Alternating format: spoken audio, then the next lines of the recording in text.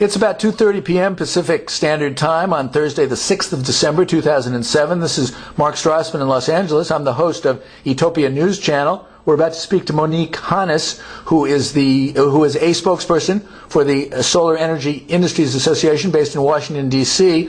Welcome to Utopia News Channel. Thanks, Mark.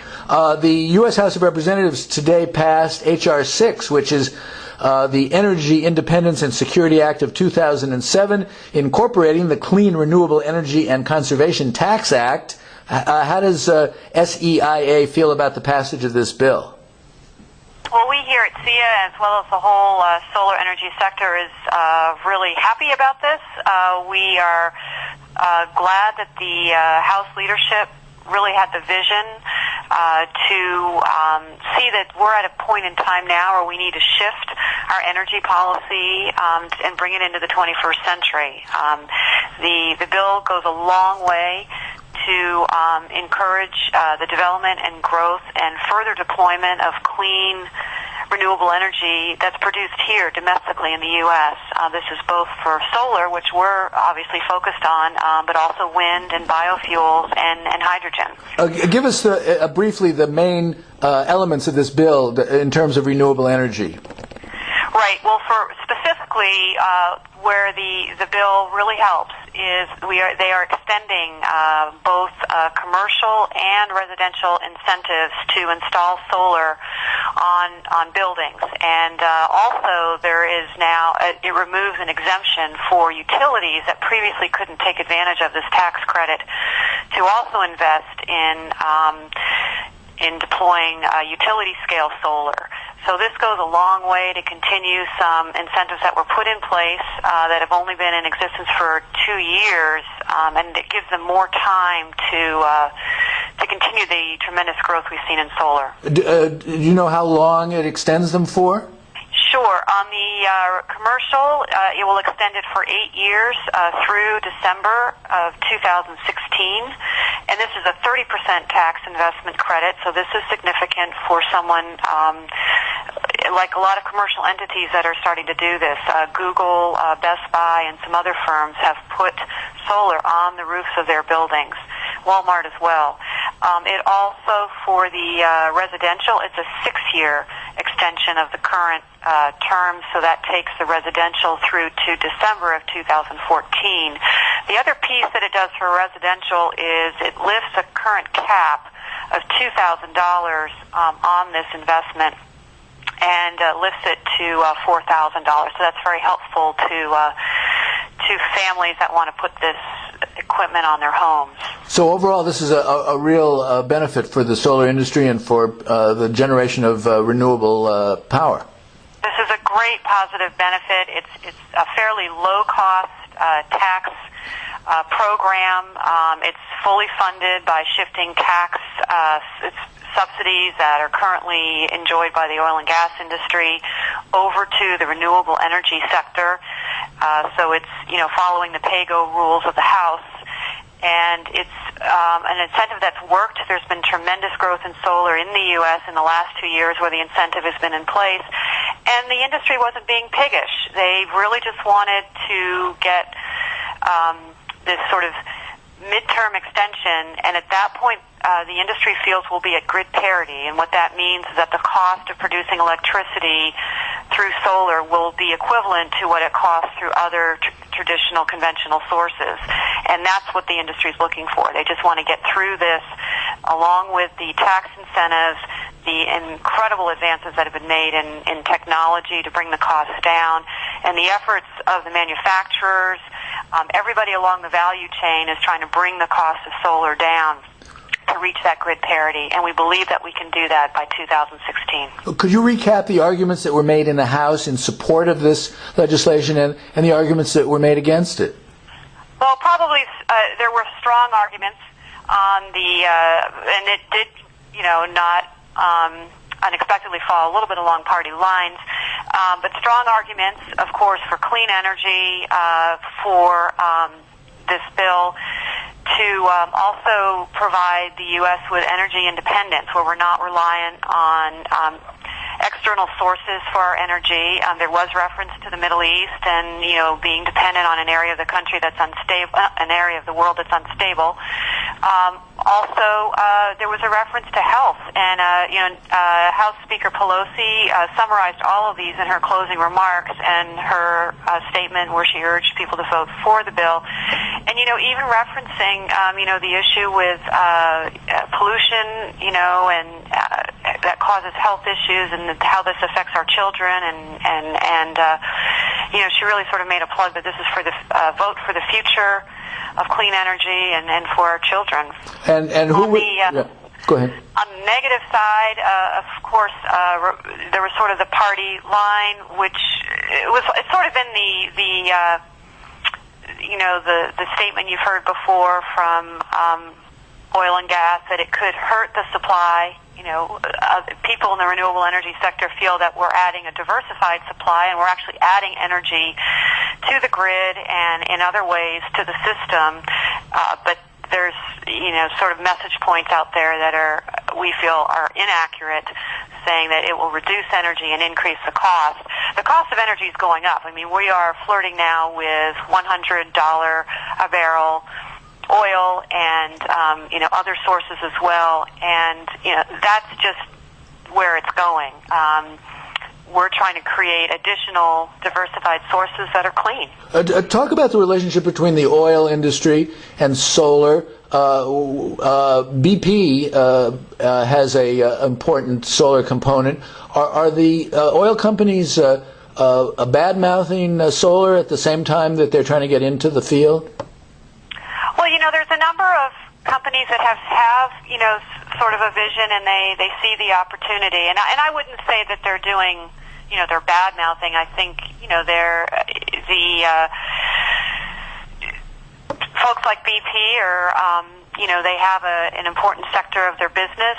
There's some other larger companies too, like Sharp Solar, which is, people think of Sharp, it's a home electronics company, but they produce the largest number of panels worldwide. So there are actually a number of companies, large solar companies out there, or solar companies that are part of a larger company. So I think that, they're a diversified company, so they're going to be looking at preserving all of their profit lines. But they were progressive enough and actually have a lot of advertising out there about their renewable energy sector. So right, I see a lot. Chevron does a lot about it. Must have spent tens of millions on its human energy campaign.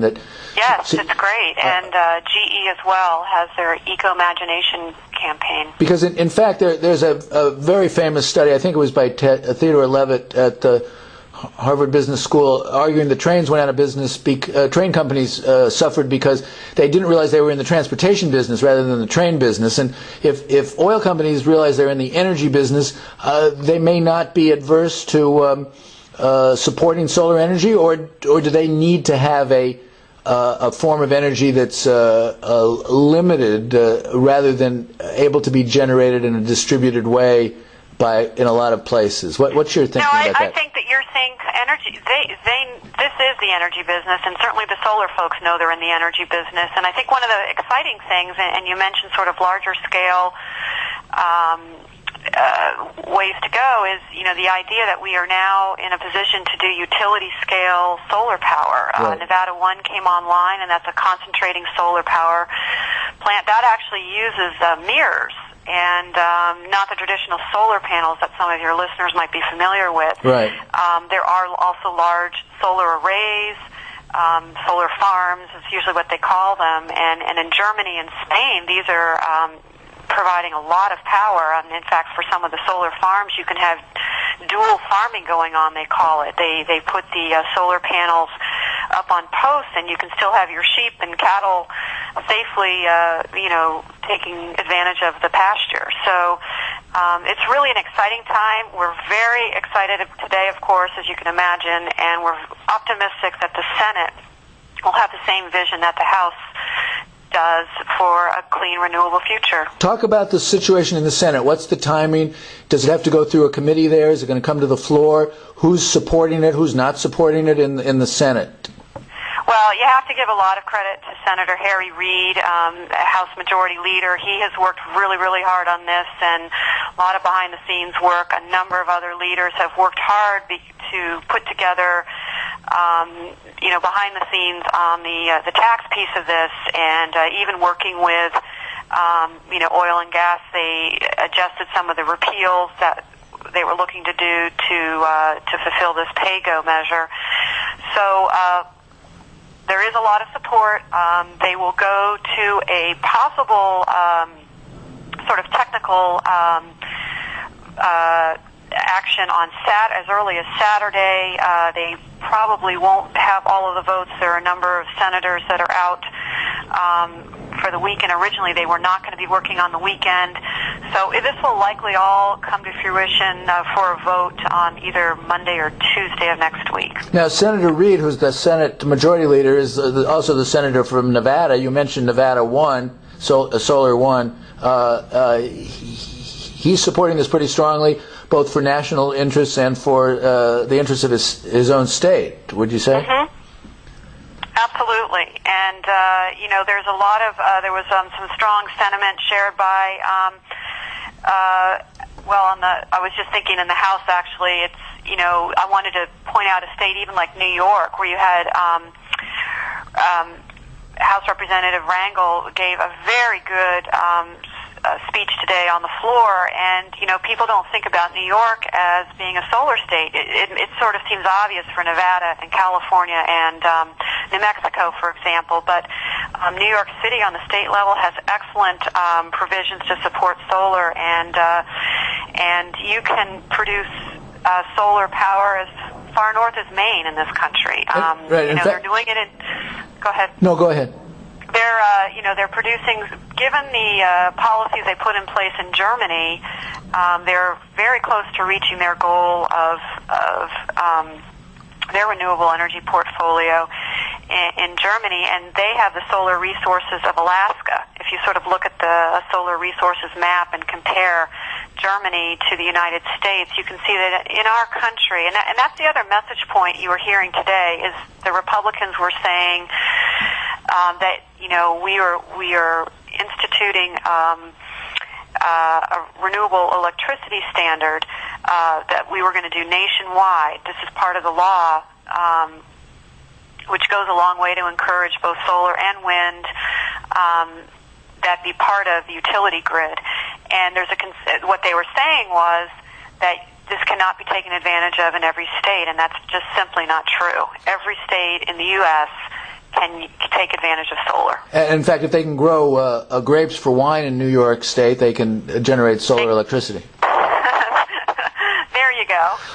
You mentioned Germany as being not as advantageously situated as Nevada or California in terms of solar energy, yet their government policy has led to a vast increase in solar generation there. Could you talk a little bit about the policies that the German government has instituted in terms of solar?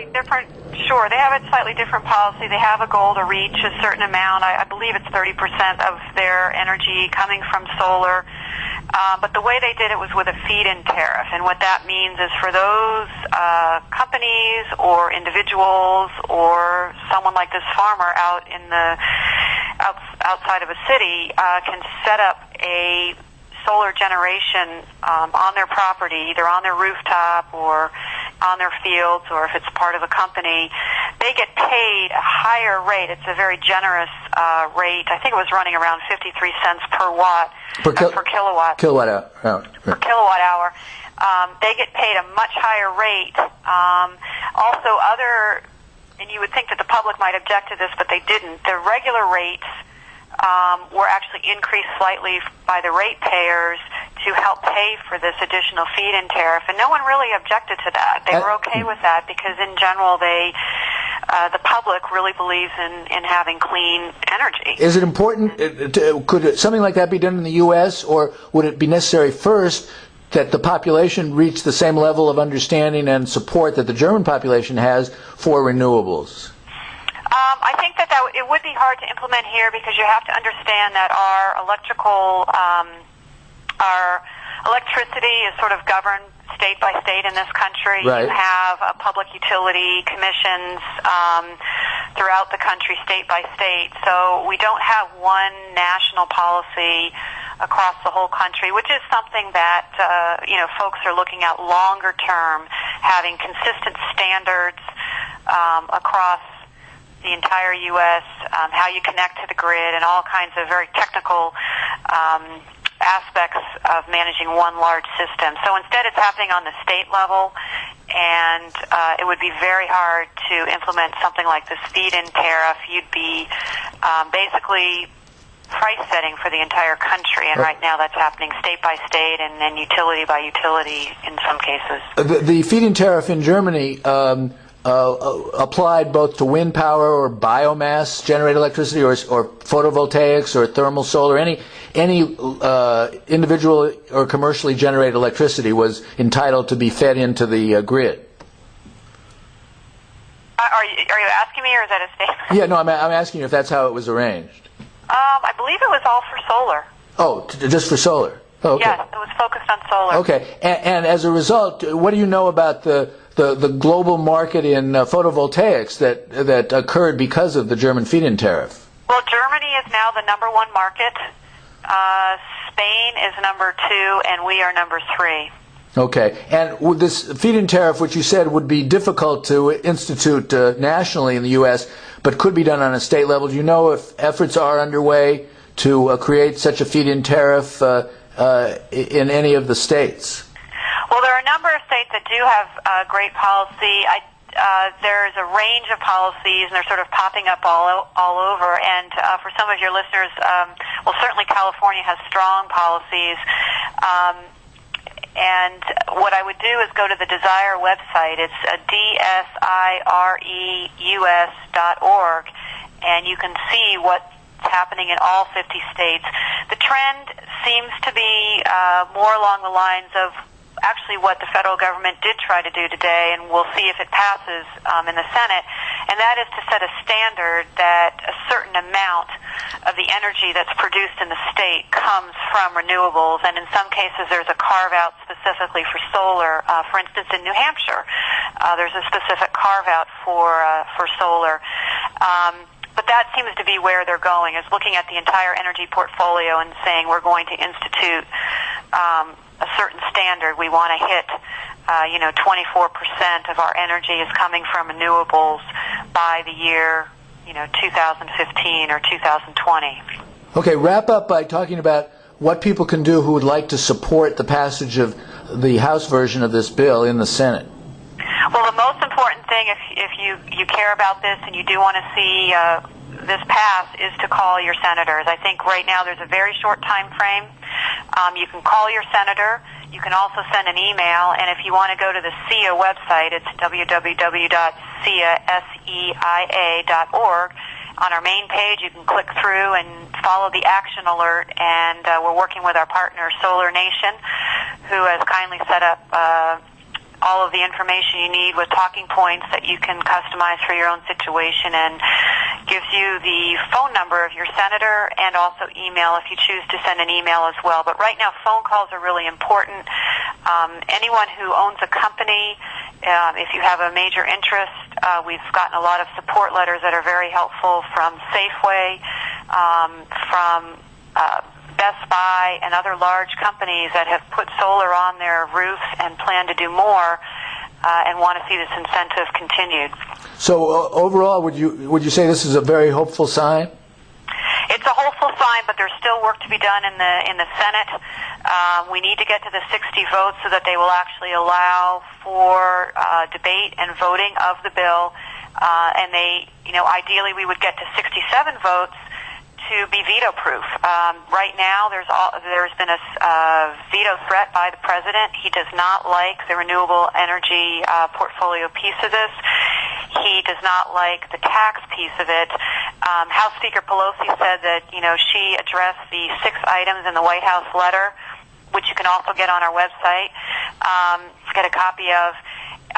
And she feels, they addressed 6 of the 8 items, and then the other 2 they made pretty good headway on, and she feels that this is so important that they want to move forward. So I think the American public is there, and the senators need to hear from you. I'm sorry, one last point. I haven't heard a lot about solar energy in the Republican or Democratic Party debates. Are some of the candidates, in your view, better than others, or is there enough discussion of energy alternatives in the presidential campaign so far as you see it? Yeah, there was actually a great story. I have to think of who published it. And there was a lovely grid that identified it. Certainly the Democrats are talking more about energy policy than the Republicans, and every single Democratic candidate right now does believe in having renewable energy as part of the portfolio. So on the Republican side, it's not as strong. And I apologize. I can't think of the story that That's all right. that covered this so well, but I think you're going to see that going into the campaign. There's also a potential energy summit in February that's being sponsored by Houston that they are hoping to get all the candidates to, and you will see this definitely one of the number one or two issues. And, you know, a great example is former Governor Shaheen, who's running against Sununu right now in New Hampshire. This is her number one item on her on her website, the issue that she's addressing as she talks about it. So even in the senatorial races, you will see this is a big issue for next year, and everyone's going to be looking to see how the senators voted. Okay, good. I want to thank you for explaining the Solar Energy Industries Association position on all this, and I hope we can maybe talk again after the Senate acts. Great. Thanks so much, Mark. You're welcome. Bye. Bye-bye. Oh, we're back with Monique Hanis, who has found the article she was trying to find during our main discussion. Welcome back, Monique. Tell us what you can about this article. Oh, sure. I just wanted to mention there was a great story by Mark Clayton on December 3rd in the Christian Science Monitor, and he does do a nice summary of where the candidates stand so far on their energy policy. And pretty much to the person, every single one of the Democratic candidates believe in some kind of what we call an RES, required electricity, you know, from as part of the portfolio. And, you know, it varies from 20% by the year 2020, you know, for Joe Biden, all the way up to, you know, 25% by 2025, tied between sort of a triple tie with Obama, Edwards, and Clinton. So that seems to be sort of a target. It sounds good, doesn't it, that 25% of your energy is coming from solar by the year 2025. Also, they all have targets for increased auto fuel efficiency, which was another great thing in this bill today, by the way, to increase the standards, the CAFE standards. They want a little bit more than what was asked for today. I mean, today we're looking at 35 miles per gallon, you know, to increase the standards, and they're looking for a little bit more, you know, in the 40 and 50 range. Right now, there's only one Republican who is for having a renewable energy standard, and that would be Mike Huckabee, and he is a little bit of the maverick in the group, and he believes that there should be a 15% standard by the year 2020, and however, he also is a real proponent of nuclear power, so he includes nuclear power as part of the renewable energy portfolio, and of course, some people still have concerns about that. And then there are two candidates that are opposed to having standards, McCain and Thompson. So, you know, we'll probably be looking for more from the Republicans going into the election. Okay, good. Thanks again. Thank you so much.